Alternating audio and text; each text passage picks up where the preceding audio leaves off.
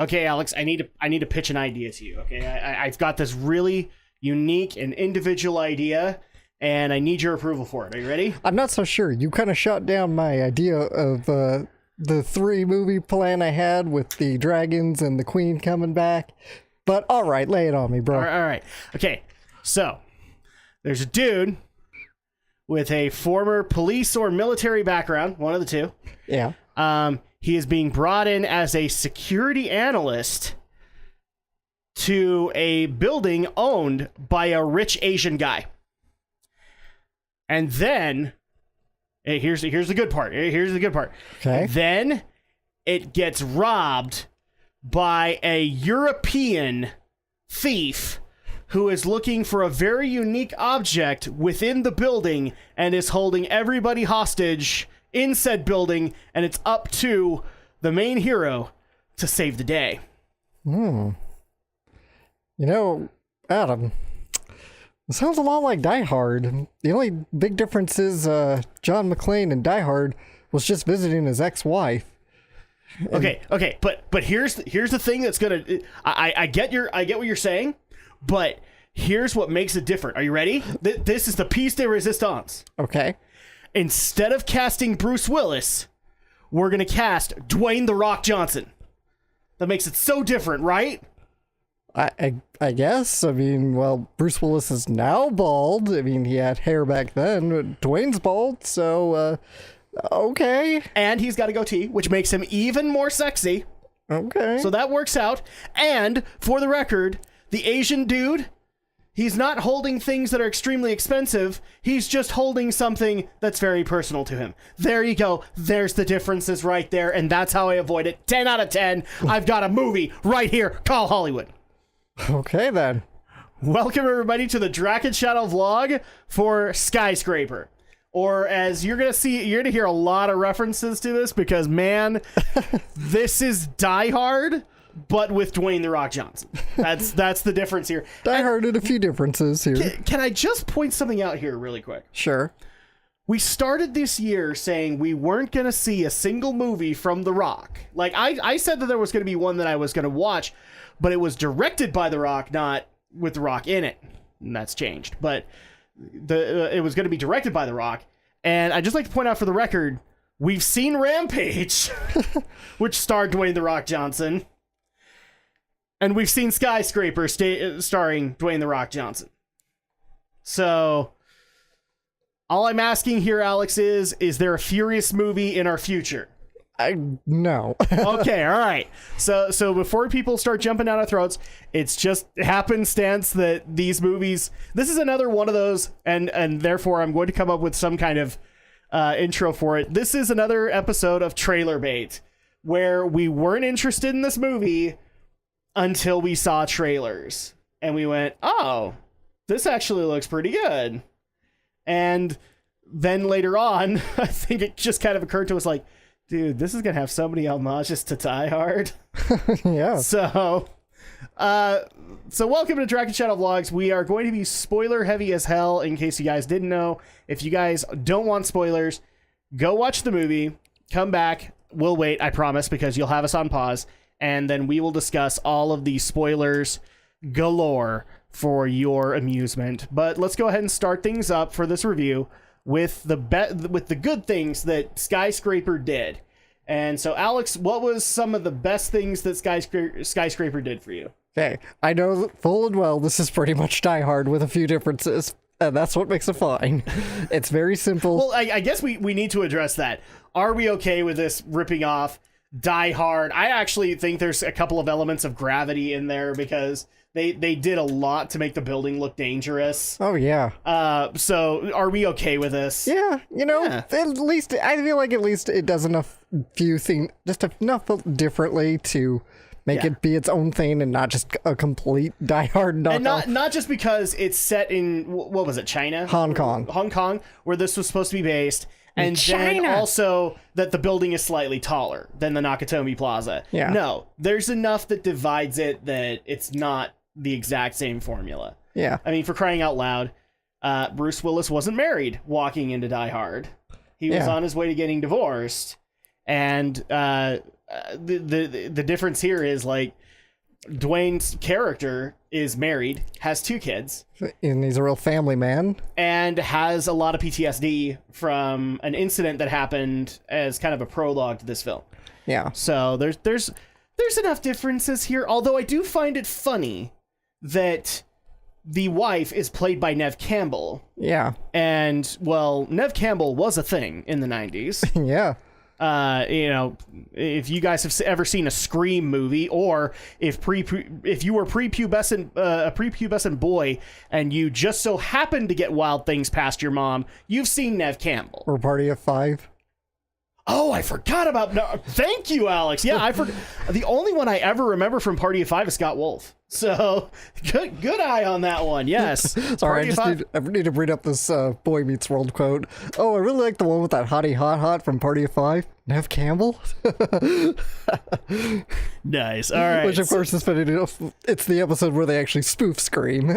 Yes, exactly. So the funny part is like, I can't remember who they got, and actually looked this up. Who was the leading lady in Die Hard?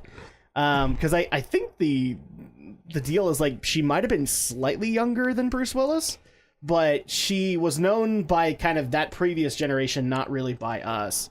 And for us, like Neve Campbell is like known because of the 90s, and well, I mean she was kind of I'm trying to think of a current day example because things have changed so much.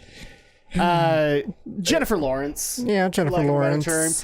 She was the girl you had a picture of her in a bikini up on the wall, or you watch Scream not necessarily for the horror, but you watched it for the occasional, oh, we might get to see Neve Campbell in her underwear kind of thing. So that's kind of the way that went.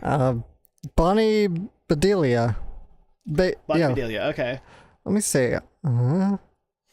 She was born. Oh, jeez. She was born in 48, and the Die Hard was. Go back. Die Hard is. Oh my God! Die Hard is as old as I am now. Yeah. Die Hard is 1988, so it's about 30 years old. Bruce Willis. Don't you feel old? I know. And Digimon's 20 years old. God, I really feel. Yeah, that was the other thing we were talking about going into the theater. Digimon's 20 years old. Oh, that ought to make you feel old. She's actually older than Bruce Willis. Bruce Willis was born in 55. Holy crap! Okay, so so you had Neve Campbell as the mom, but then you also had a pretty, I would say, a pretty good cast. Yeah. Of other characters. There, a couple of them I knew, a couple of them I didn't. In fact, I mistook, and I feel bad every time I do this, I mistook Brian Mann for Ernie Reyes Jr. because they kind of have the same facial makeup to me. Mm-hmm. And that's really stupid considering that I should have recognized him as he played Ryu in the Jean-Claude Van Damme Street Fighter. There's only one thing I remember from that movie, and that's Zangief. Oh, that and Bison. Rest in peace, Raul Julia. So anyway, other positives for the movie. Yeah. Kind of back on my point that even though this is kind of a Die Hard clone, I'm actually glad it's just a clone and not trying to be another damn reboot or remake. You know, it's just... I'm somebody who's really just tired of remakes and reboots. It does make you wonder if it was conceptually a reboot of Die Hard. I don't know. I feel like conceptually, and then it eventually changed so much. They're like, oh, okay, this is a whole other thing. I don't know. I think the studio would just been like, okay, we're calling it Die Hard because we want that, nostalgia money. We want the nostalgia money, and it wasn't technically. Is it Fox that owns Die Hard? I don't know. Let me look who produced Die Hard. This is the show where we have to do a bunch of homework. We research, everybody, so you don't have to. Anyway, so continuing on with your point, like this feels like it's got homages to Die Hard, but it's not necessarily it. Yeah, it just feels like, you've probably heard the trope term Die Hard on an X, right? And there were so many of those in the 90s, like Speed is Die Hard on a bus. And then there's Speed 2, but Die Hard on a boat. I know there's so many of them. Oh, yeah, that's it. Yeah, I was like saying, isn't there like a Die Hard on a boat? No, it's Speed 2. Yeah. It's Speed 2 Cruise Control. Yeah, so there's always like this unique hostage situation, and the main actor has to be able to do this within this amount of time kind of thing. Yeah. So, yeah, this is kind of one of those tropes that has come out throughout I mean, like, we still have Die Hard on a insert here happening over the past few years. Yeah. it's a popular trope, but I don't think it's dying anytime soon. I mean, the one movie that comes to mind is, I can't remember what it was actually called, but it was a Jason Statham movie where he gets given like this horrible drug that it like sends him on like really nasty trips of highs and lows, and he has to find the cure before he dies, but he also has to do something for somebody else. So it's stuff like that. Yeah, Die Hard is by Fox. It's by Fox, yeah. And so this one's by Universal and Legendary. So yes. Other positives for Skyscraper. Yeah, great cast. The kid actors are really good. Nev Campbell's great. Dwayne Johnson is great. As somebody who's like very like firmly, because it's just like I have anytime an athlete gets into acting, I just have flashbacks to Shaq, you know, when he tried his hand at acting, or Hulk Hogan, Like, look, before people jump down our throats, Hulk Hogan's fine in Rocky 3, but you got to realize, like, what was he doing in Rocky 3? He was playing a pro wrestler. Yeah. In other words, his everyday career. And at that point, also, how long was Hulk Hogan in the damn film? Not very long. So I know a lot of people say, but he was so great in Rocky 3. Yeah, he was there for 10, 15 minutes tops. He might have been great in Rocky 3, but have you seen that movie from the 90s? Suburban Commando. I mean, I love that trailer because it reminds me of Teenage Mutant Ninja Turtles. What's the one that he this is, I can't remember the name of it, but it was basically a pro wrestling movie, and he played a dude and eventually had to go up against a guy. I can't remember what the guy's actual name is, but they actually got the actor to come and do a pro wrestling match with him to promote the movie, kind of thing. Don't look it up. We don't care. Yeah. I mean, the other thing that I could also say he was fairly good in was he was in Muppets in Space, but he was being Hollywood Hulk Hogan. So at that point, it's not really like a diversion for him. So yeah, like we do have those worries, but man, Dwayne's been able to pull it off. Yeah. And a half. Like, you know, for a lot of people who want to say, like, oh, well, he got into the Scorpion King and got put as the default action star. Guys, this is also the dude that got cast in The Tooth Fairy. Yeah.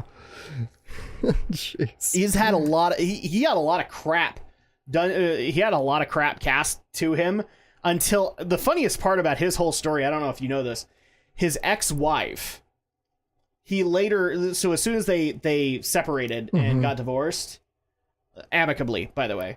Good. She then became his agent. Oh, wow. And that's how he landed all of these recent roles, like the Furious movies. Is she kind of started marketing him more properly than the other people he had hired. That's nice. So yeah, that's the thing that I laugh about is like there's two instances where a pro wrestler married somebody within the business, because I think she was in the business. They got divorced, and then later on, they were promoting their ex-husband. Wow. The other example is Diamond Dallas Page, which is his wife and him amicably divorced. She was actually a Nitro girl on WCW, and that's how they met. Right. I think that's how they met, or maybe they knew each other before that, but. Yeah, so they met there, they divorced, and now she's like the main PR person for DDP Yoga. I'm not even kidding. Like she's the lead advertising person on DDP Yoga. So she works with her ex-husband on a regular basis. Oh, wow. Nice. It's like you get divorced to take a break from your husband, right? Well, you're not taking a break from him. Anyway, so yeah, Dwayne knocks it out of the park. Yeah. This was another one where, I mean, we were applauding the comedic stuff that he was doing in Rampage. Yeah, he's really funny in that. And this one was like a complete opposite. He was an action star. Yeah. And this is coming from two people that have never seen him in the Furious movies. That's true. I've never watched any Fast and Furious movies. I will say he was okay in Doom, but it was very clear he still needed some acting classes. Because he was still trying to figure out the whole action hero thing. And look, the bottom line is great. It's great and all to have a repertoire or a range where you can do things like the Tooth Fairy, but look at Dwayne. Dwayne's got to be an action star. Totally. That's where he has to go. You know, Liam Neeson's getting up there in years. He can't do it forever. He can't do it forever. And on top of that, I mean, he eventually has to have a superhero movie, which, I mean, that was actually one of the things that got me so excited when he got cast as Black Adam. And then there was rumors he was going to be playing the Green Lantern John Stewart. I mean, you know, there's stuff there for Dwayne. But anyway, so other positives. Chin Han as Zhao, he's really good. Yes.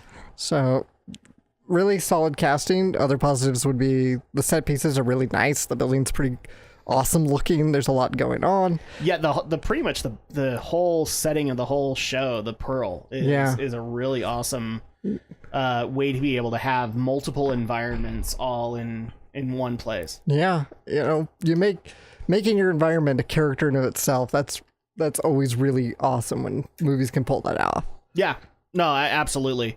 Especially when you consider like the whole premises of this entire movie is to be in this building.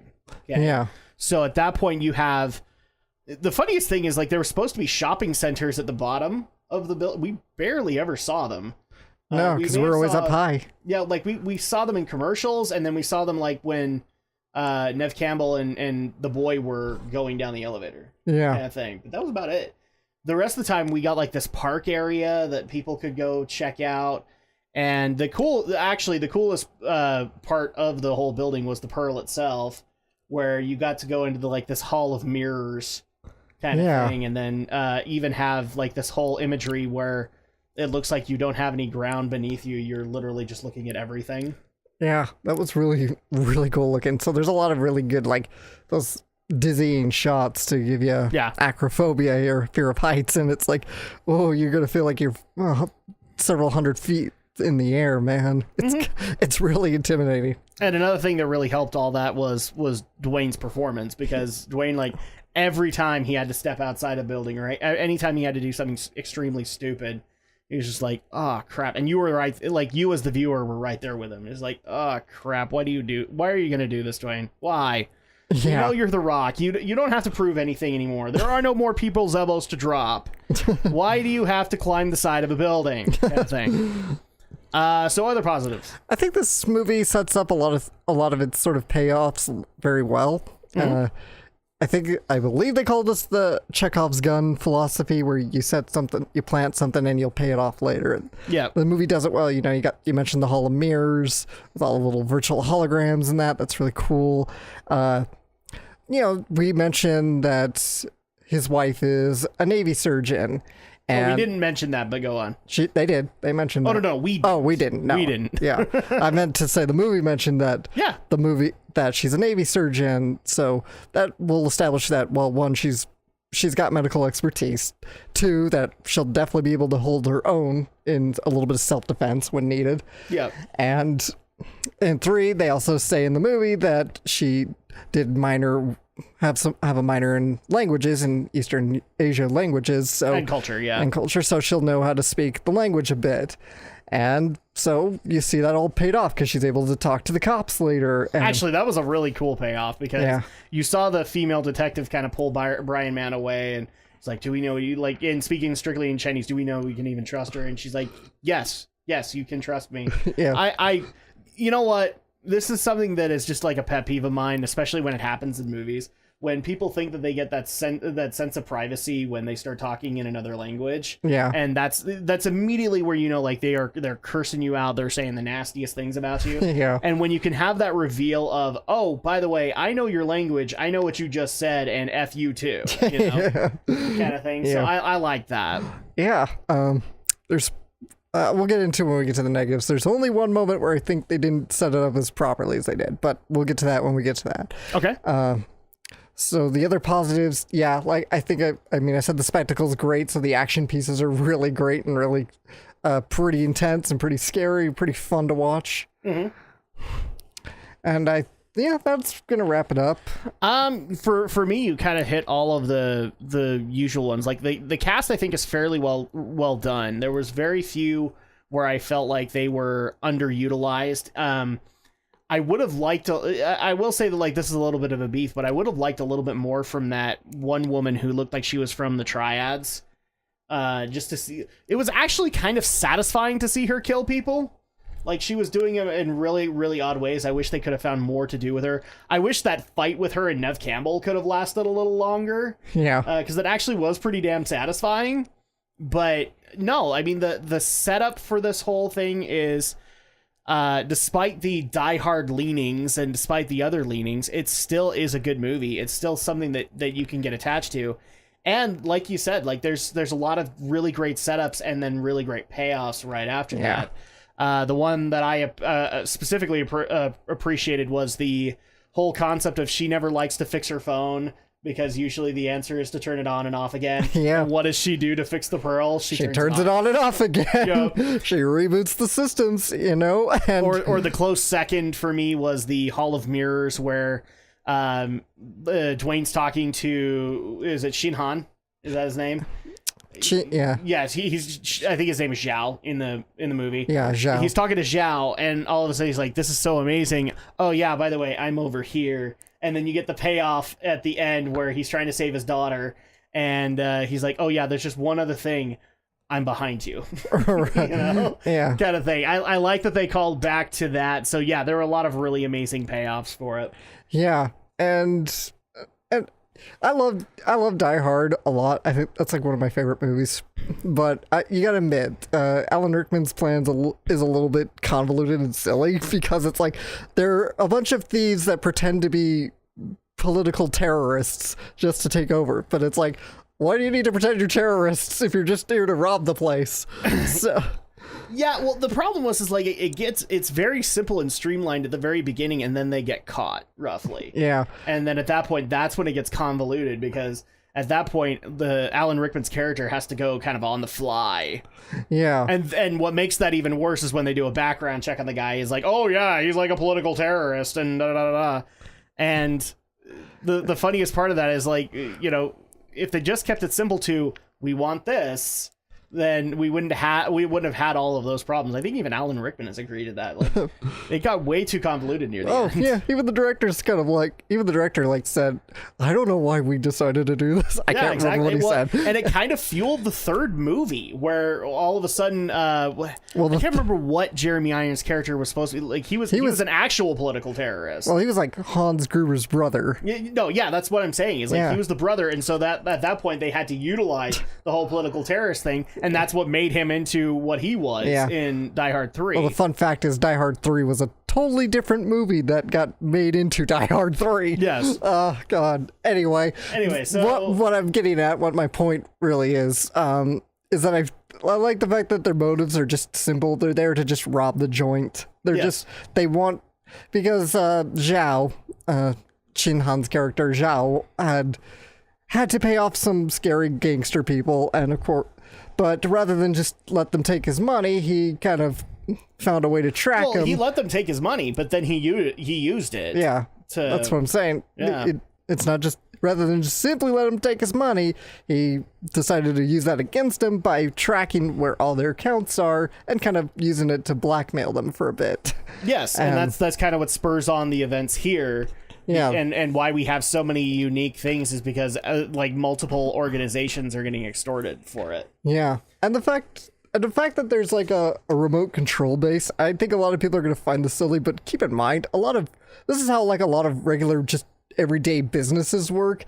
Like your generally your utilities, your facilities are monitored by some other place, some other where. Yeah. But I know that's how it is where I work, where we don't even have access to our damn air conditioner, and it's always like 100 degrees in the damn store. Yeah. And we always have to call somebody. It's like, will you please turn on our air conditioner? It's hot in here. Yeah, exactly. So a big complex building like that is going to have an external facility to run it. Yep. So I think we've done the positives. What are negatives for Skyscraper? The silliest thing was when he pulls the sword out of his pants. I mean, it's funny as hell. Tiger, Hidden Rocky. Yeah. It's funny, but like I said, the movie does very well planting a lot of its little payoffs later. Yeah. This one was just like, oh, where the hell did he get that sword from? Well, I don't see the sword. I must have missed it there. Yeah, it was a decorative thing in Zhao's room. Right. And so at that point, like, you could see him looking at it, and then all of a sudden he looks over and says, do you got any duct tape? Any duct tape? Yeah. Okay. Maybe. So we kind of assumed like maybe that was decorative, he wasn't going to use it, and then all of a sudden he pulls out the sword. It's just like, oh my gosh, this is as stupid as it gets. Oh well. And even better, he stabs a mirror with it. So other negatives. You go ahead. So the one negative I'm going to say with the cast is I don't know the guy's name, but the hacker they brought in to basically hack the building, because they needed the facial recognition from Dwayne, but eventually they just bring him in to kind of disengage that. Matt O'Leary. Even though it wasn't entirely disengaged, because later on Nev Campbell uses that tablet. So it's like, I kind of laughed at that going, oh, I thought you made the tablet useless. No, it's not useless. I don't think they made the tablet useless. They just got rid of the security on it so that they could use it. Something like that. But so it was Matt O'Leary that played him.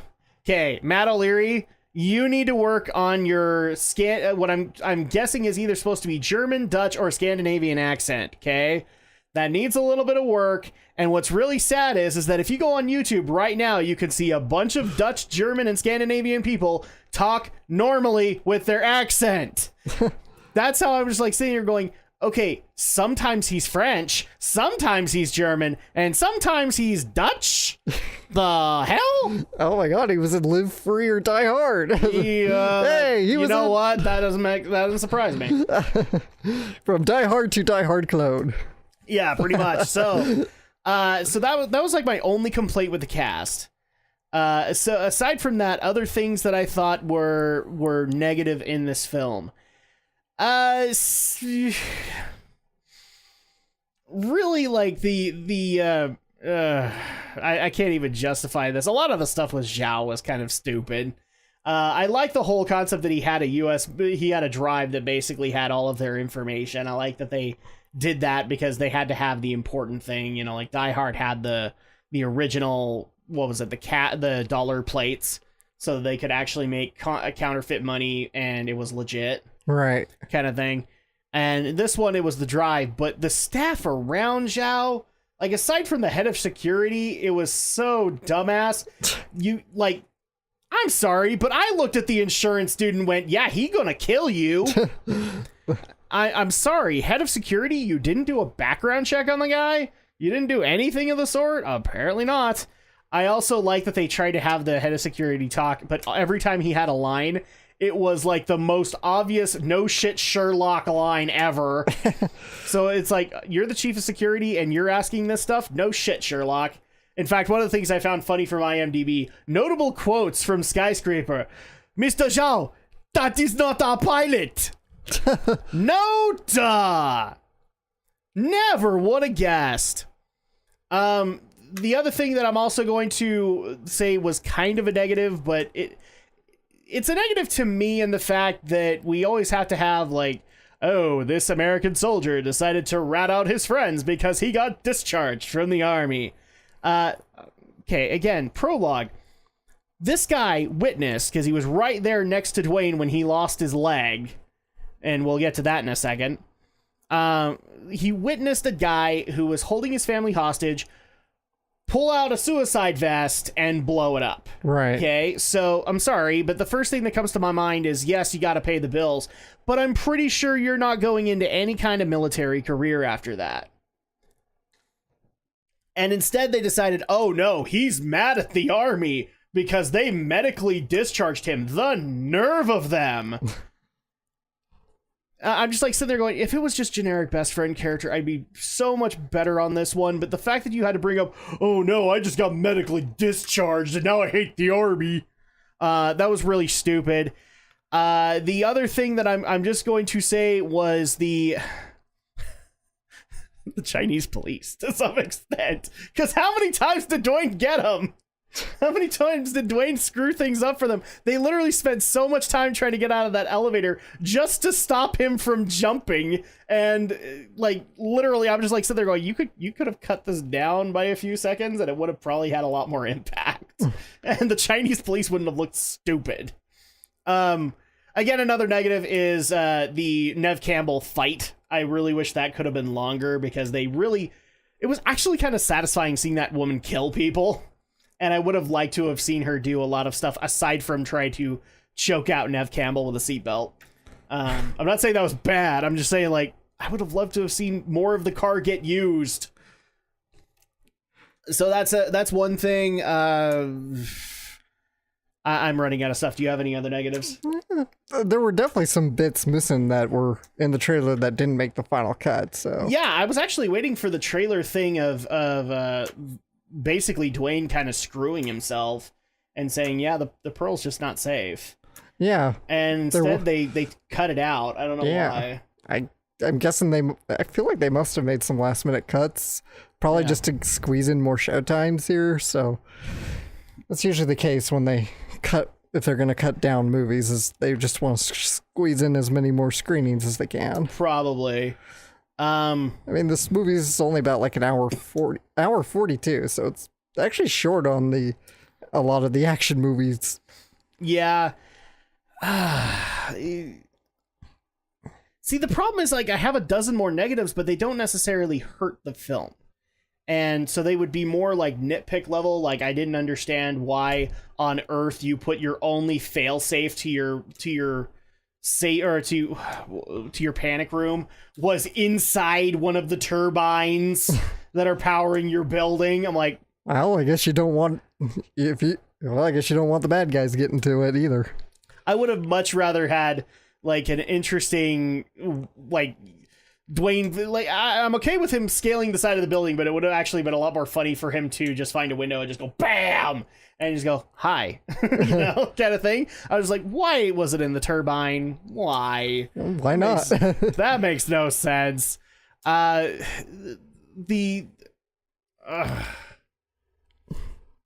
see, again, I have to nitpick to get some of the negatives here. That's the issue. Do you have anything? Oh, the score was actually pretty underwhelming. I will say that, and I did notice on the way out that it was Steve Jablonsky that did it. And look, knock whatever I say about current day Transformers, the first movie and its score are actually pretty damn good. And that was Steve Jablonsky. So I'm a little surprised that this was a score that was pretty underwhelming, considering. I thought it was all right.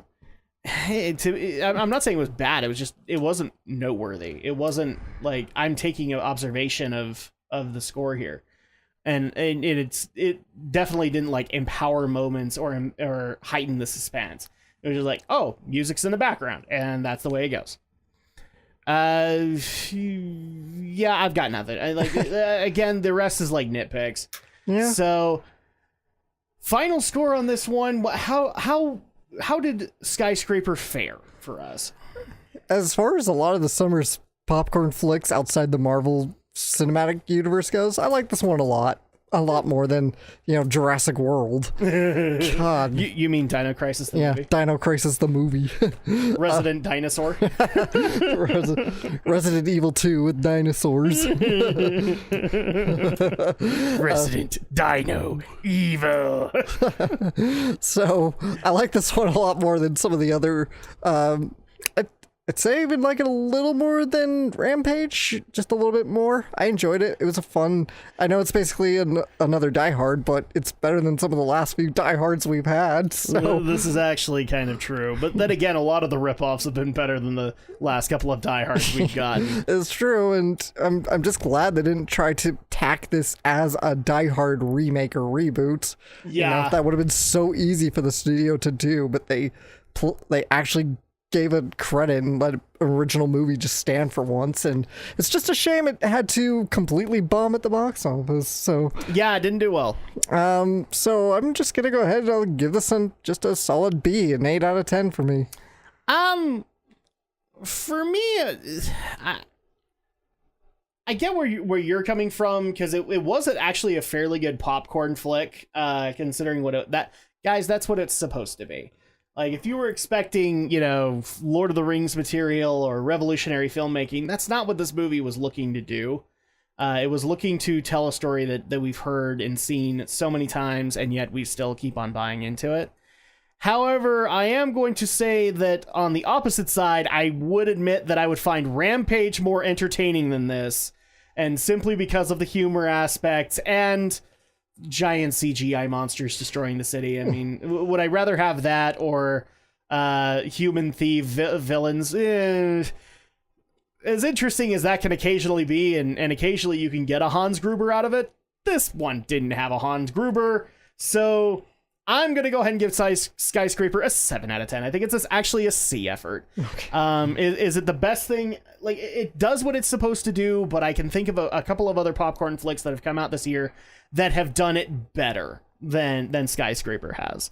So I'll give it a C. And how much will we actually recommend that people pay to see Skyscraper? Gotta see this in theaters. I mean, it's a big screen experience here. I don't... Would we recommend prime time for this? Sure. I think anytime, any budget. I probably like it. I'm generally the one who goes on the low end, just whatever your budget is. Yep. And I'd say it's at least worth a theatrical experience. You don't need to splurge too hard on it. I would agree with you, but I don't think it's worth prime time. I think it's worth matinee at the very best. Take your friends, like all your friends who love Die Hard, go and see this just for the heck of it, and watch all of the various moments where the Dwayne "The Rock" Johnson's leg becomes the greatest liability and the greatest friend that he ever had. But did you notice that? Yeah.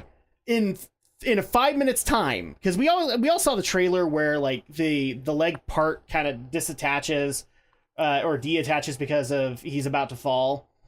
But then we don't realize that 5 minutes later he's trying to get into the panic room. And he uses his leg to hold the door that open. Was so cool. So like one moment he is absolutely hating the crap out of that leg, and then at the end of that he's just like, "Mwah! Love you." So there you go. Again, take your friends, but do it as cheaply as possible. In fact, I would say either do this in the matinee if you must see it now, or wait 3 to 4 months, go see it in the dollar theater. It is probably going to be way more worth it, in my opinion, that way. So, and that's going to go ahead and do it for this review of Skyscraper. Thank you guys so much for tuning in, and thank you guys so much for your continued love and support of the channel. And of course, the next movie that we're actually going to be back for, we're going to be wandering down a little bit of memory lane as we, I can't remember what it's called. Is it actually Christopher Robin? It's called Christopher Robin. Yeah, we're going to be going back to the 100 Acre Wood and revisiting the days of Christopher Robin. We'll see you guys then.